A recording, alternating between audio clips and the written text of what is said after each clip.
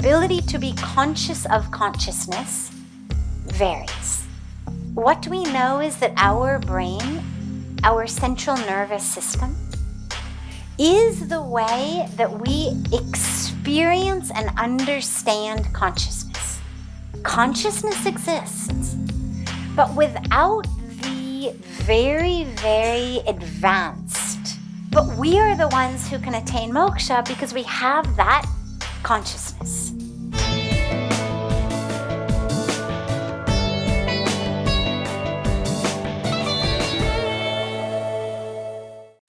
Consciousness exists in all, everywhere. However, the ability to connect with that consciousness varies. The ability to be conscious of consciousness varies. An amoeba, an apple,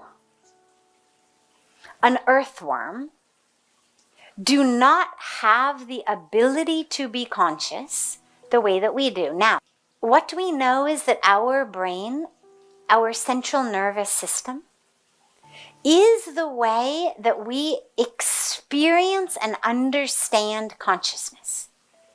It isn't consciousness. Consciousness is not the gray and white matter of my brain. It's not living in the cells of my brain. It's not living in the chemicals in the vesicles at the end of the cell. It's not living in the myelin sheaths that cover the axon through which the electricity goes. But all of that combined is what enables me to be conscious that I am conscious. And we know that because when people are brain dead or have brain damage, consciousness still exists, but they're no longer able to access it. So, going back for a moment to the different forms of life, consciousness exists, but without the very, very advanced brain and central nervous system, they don't have the ability to be aware of that consciousness. This is why we were talking about veganism and vegetarianism. And one of the questions that always arises is, "वो तो कुछ तो खाना है, हवा से तो जी नहीं सकते." Don't plants feel? Don't fruits feel? Isn't that also violent? Now, in an ideal world, we would all be breatharians. But we can't. And so what we do is we eat as low on the consciousness level as possible so that we are causing the least amount of harm as possible. And so we know that an apple is less conscious than a cow. We know that a cucumber is less conscious than a pig or a chicken.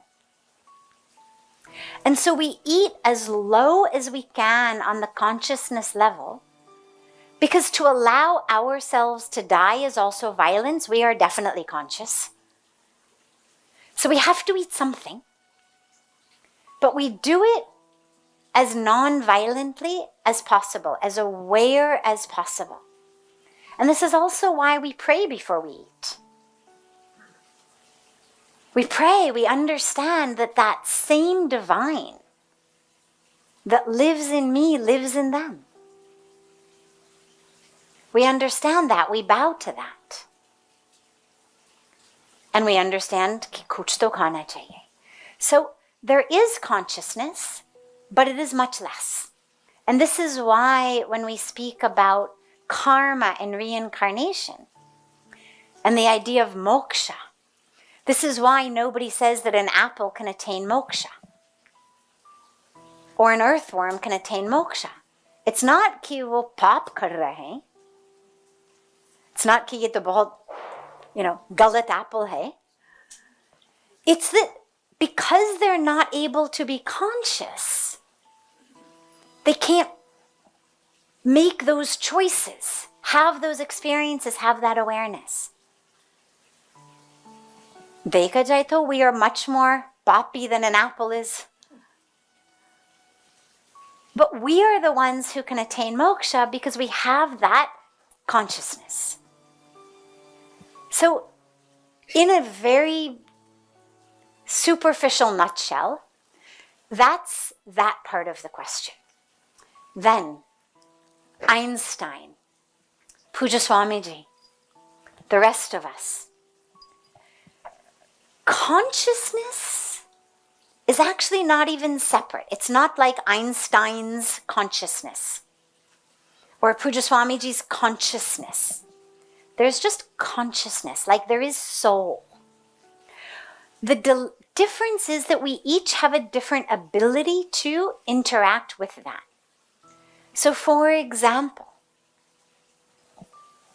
there is beautiful fresh air.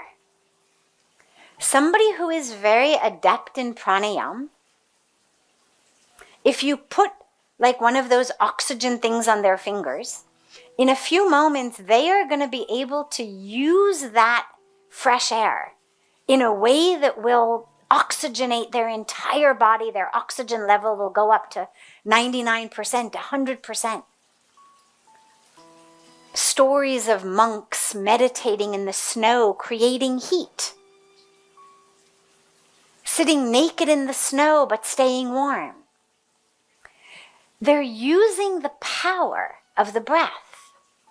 They're taking in oxygen, the same oxygen we all take in, but they've developed an ability to utilize that oxygen in a way that is very different from what most of us can do.